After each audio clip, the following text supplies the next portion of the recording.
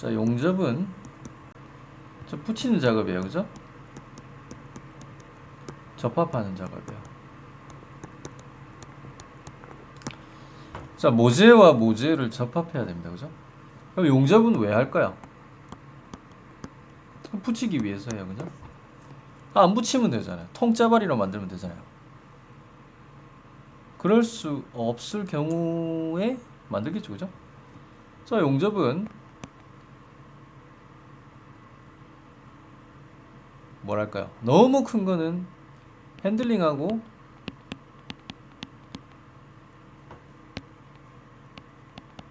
취급이 불리하죠. 그죠?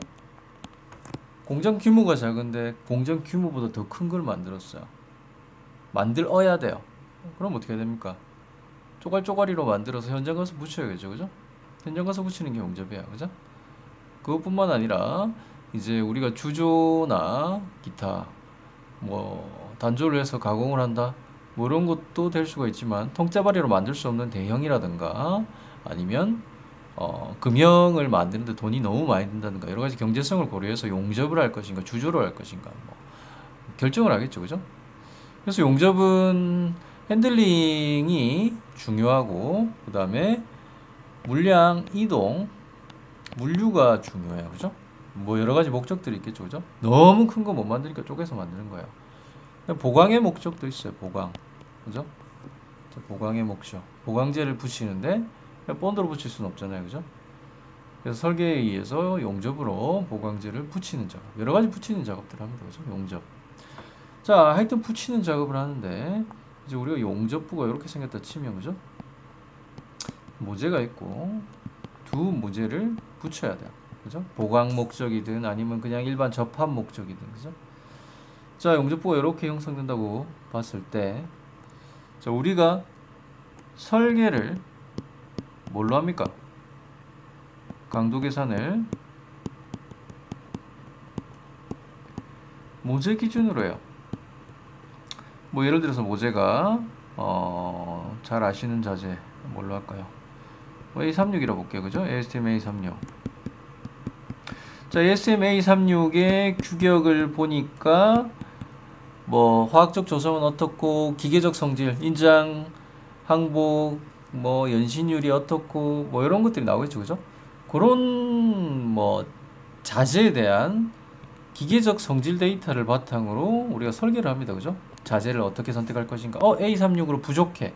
그럼 좀 더 강도가 높은 걸 쓴다거나 아니면 뭐 연신율이 좀 더 필요해. 아니면 뭐 저온에서 충격이 요구되는 자재가 필요해.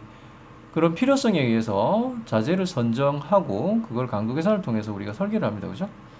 그럼 우리가 모재 기반으로 설계를 한다는 거예요. 모재 기반. 모재 기반으로 설계를 한단 말이에요. 그죠? 그러면 우리 용접부는 어떻게 돼요? 용접부. 얘는 모재 얘가 추구하는 게 뭘까요? 추구하는 거. 자, 얘가 추구하는 건 모재예요. 그죠? 우리가 모재에 준한 용접부를 만드는 게 이상적인 거예요. 그죠? 얘가 추구하는 건 모재예요. 얘가 추구하는 건 모재. 자, 모재 자체는 설계를 통해서 이미 선정이 됐어요. 모재는 설계적으로 우리가 만드는 구조물의 외력을 버티는 데는 오케이예요. 그럼 용접부는 모재만큼 당연히 나와야겠죠. 그죠? 근데 우리 강도 계산에서 용접에 대한 설계가 돼 있느냐? 용접을 통해서 물성치가 바뀌고 이런 거에 대한 게 고려가 돼 있냐? 고려돼 있지 않아요. 그죠? 고려돼 있지 않아요. 그러면 우리가 어떻게 해야 될 것인가요? 자, 기본적으로 금속은 열을 주면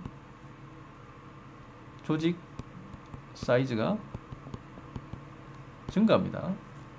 자, 여기서 그냥 열을 준다는 말은 열처리 개념이 아니에요. 열처리는 특정한 목적을 가지고 특정한 온도로 특정한 시간으로 열을 줘서 내가 원하는 목적을 달성하는 게 열처리예요. 자, 여기서 일반적으로 그냥 열을 준다는 얘기입니다. 조직 사이즈가 커졌을 때의 기계적 성질에 대한 변화는 일단 인성치가 떨어져요.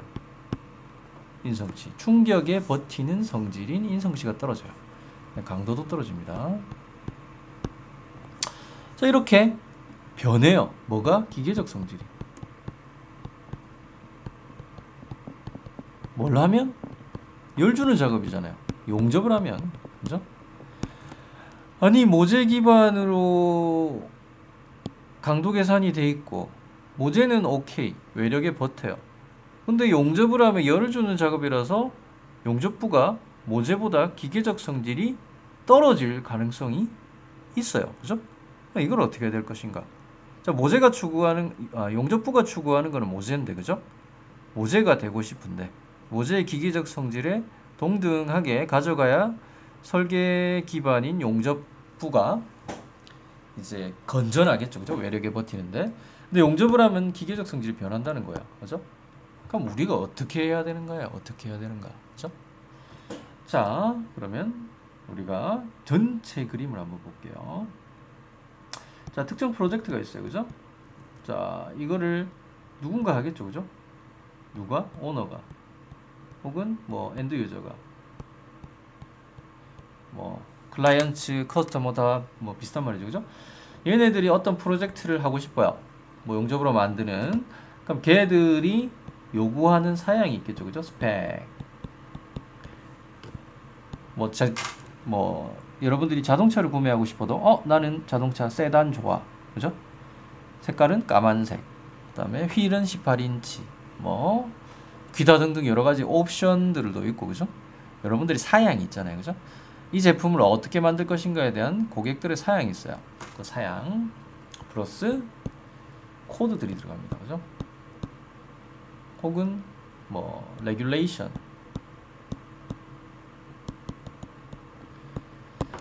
자, 예를 들어서 압력 용기를 미국에 수출해야 돼요. 미국에 뭐 미시시피 이런 데 수출해야 돼요. 그럼 뭘 따라야 됩니까? 미국의 주법을 따라야 돼요. 그렇죠? 자, 반대로 미국에서 어떤 특정 업체가 압력 용기를 만들어서 한국에 수출해야 돼요. 그럼 뭘 따라야 됩니까? 한국의 법령을 따라야 돼요. 에너지 효율 압리화법, 고압가스 안전관리법, 산업안전보건법 이런 것들을 따라서 검사를 받고 들어와야 됩니다. 그죠? 자, 그런 것들이 기반이 되어 있어요. 그죠? 그 다음에 여러 가지 인터내셔널 코드들, 규격들 이런 것들이 반영이 됩니다. 그죠? 자, 그런 것들을 기반으로 특정 EPC가 우리가 수주를 받겠죠. 그죠? 그래서 요걸 바탕으로 베이직 엔지니어링을 누군가 하겠죠. 그죠? 뭐 전문 엔지니어링사에서 할 수도 있고 EPC에서 할 수도 있고. 그죠? 자, 그걸 비롯한 베이직 설계가 나와요. 설계가. 자, 베이직 데이터가 나오죠. 그죠? 베이직 디자인 데이터가 나옵니다. 그죠? 자, EPC가 뭡니까? 엔지니어링 프로큐어먼트 컨스트럭션이죠. 그죠? 뭐 컨스트럭션이 들어가 있지만 지들이 다 만들진 않아요.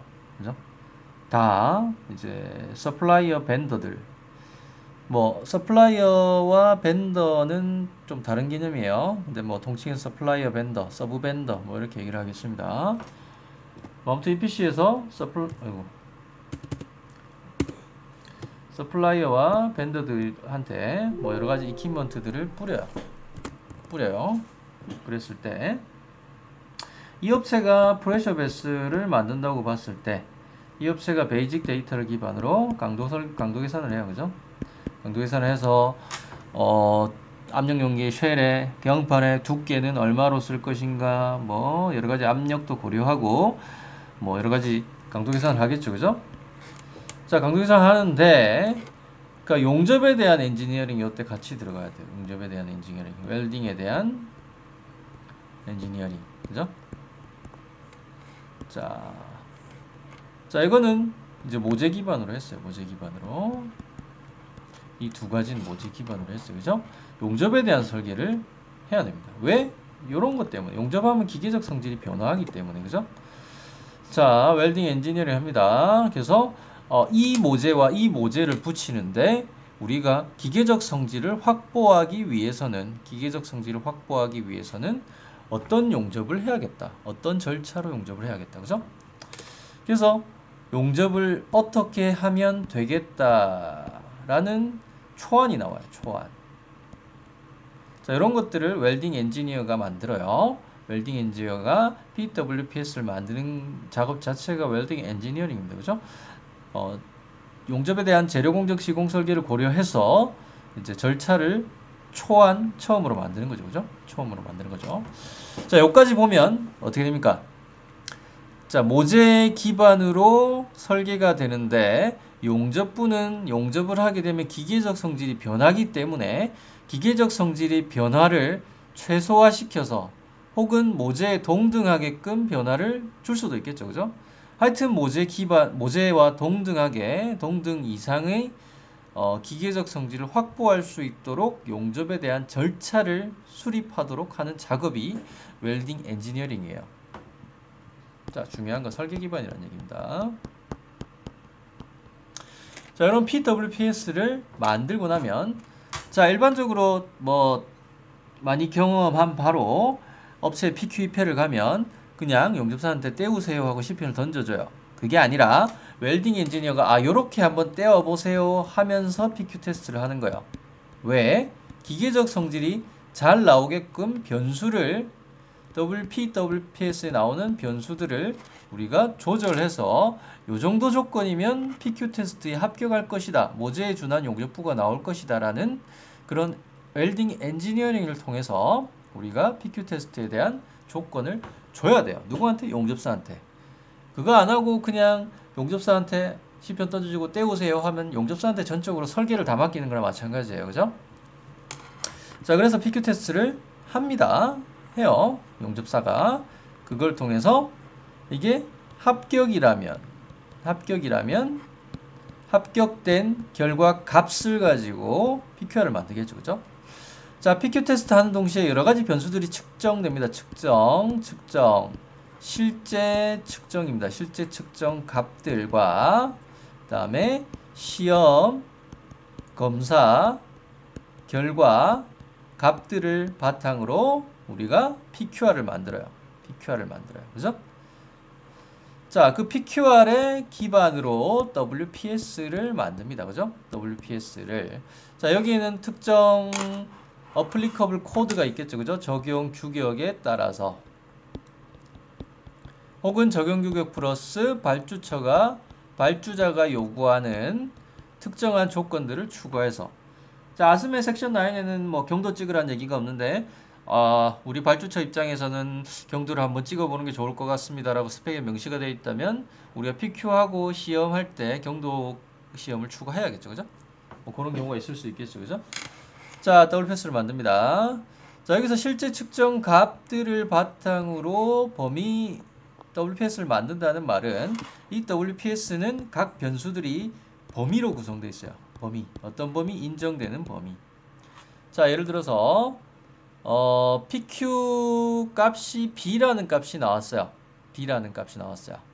그러면 A에서 C 사이에서 용접을 조건을 잡으면 이제 B라는 값을 얻을 수 있겠다라는 개념이 인정 범위예요.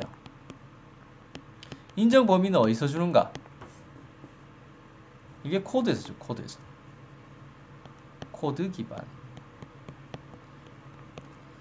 자, 그래서 아스메 섹션 9에 나중에 QW400번대를 보면 PQ 값이 얼마였을 때 뭐 두께를 예를 들면 10T로 우리가 PQ를 했을 때 WPS 1.5mm부터 20mm까지 용접할 수 있는 WPS 범위를 가져갈 수 있어요. 자, 이렇게 PQ 값을 기반으로 인정 범위들로 변수에 대한 인정 범위들로 구성된 게 WPS입니다. 그죠? WPS예요. 자, 이 WPS가 이제 현장에 적용이 되겠죠. 그죠? 현장. 자, 이 현장에 적용될 때 이제 인정된 용접사가 용접을 해야겠죠. 그죠? 인정된 용접사. 자, 이게 전체 그림이에요. 그죠? 자, 결론적으로 WPS는 단순 품질 문서가 아닙니다. 뭐 제가 강의하다 보면 한 번씩 WPS 왜 만들까요? 라고 물었을 때 답변 나온 것 중에 한 가지가 이제 발주처에 제출하기 위한 밴드 프린터에 나와 있는 문서 정도로 얘기를 하시는 분들도 계셨는데 설계입니다. 그죠? 자, 처음에 어떻게 됐습니까? 우리가 어떤 특정 제품을 만들기 위해서 설계를 했죠. 그죠? 재료를 어떤 걸로 할 것인가, 뭐 금속 재료를 선정했죠. 그죠? 그 금속 재료의 기계적 성질을 기반으로. 그죠? 자, 그걸 바탕으로 강도 계산을 통해서 재료가 선정됐고, 그 재료를 붙이기 위해서, 그 재료에 준한 기계적 성질을 확보하기 위해서 우리가 여러 가지 시험 검사들을 통해서 PQ 테스트도 하고 인장 밴딩 충격 필요시 충격도 하고 해가지고 PQR을 얻었어요. 그죠? 그걸 바탕으로 WPS를 만들고, 그럼 이 WPS를 보고 용접했다는 말은 무슨 말일까요? 이 WPS를 보고 용접했다는 말은 이 WPS를 바탕으로 용접을 하면, 인정된 용접사가 용접을 하면 기계적 성질을 만족시키는, 재료의 기계적 성질을 만족시키는 용접부를 계속해서 얻을 수 있는 절차가 확립되는 거예요. 자, 처음에 나왔던 불확실성이 있었죠. 그죠? 자, 모재와 모재를 붙이는데, 모재는 어차피 규격적으로 기계적 성질 확보되어 있는 놈들을 썼어요. 그죠? 밀시트 있고, 그죠? 근데 용접부는 아크 용접을 한다면, 뭐 다른 용접도 마찬가지지만 열을 주는 용접이라면 기계적 성질이 변할 수 있다는 얘기예요. 그 변하는 기계적 성질을 우리가 최소화시키고 모재에 준한 용접부를 만들기 위한 절차 자체가 우리가 WPS를 개발하는 작업이란 얘기입니다. 그리고 이 WPS를 개발해서 용접을 한다는 의미 자체가 모재에 준한 용접부를 계속 만들 수 있다 라는 굉장히 훌륭한 시스템이에요. 이 훌륭한 시스템을 뭐 전 세계적으로 WPS를 보고 용접을 하는 용접사가 드물다는 게 좀 슬픈 현실이긴 하지만, 그죠? 그래서 굉장히 중요한 작업입니다. 자, 한마디로 얘기하면 설계를 구현하는 최종 단계가 WPS를 개발하고 적용하는 거야. 그죠? 자, 이틀간 할 내용 중에 가장 중요한 내용입니다. 뒤에 할 내용들은 각각에 대한 조항들을 어떻게 적용할 것인가에 대한 뭐 해석과 실제 적용 방법, 이런 것들을 말씀드리는 거야. 그죠? 그래서 이 내용 굉장히 가장 중요한 내용입니다. 그래서 반드시 기억을 하시고요.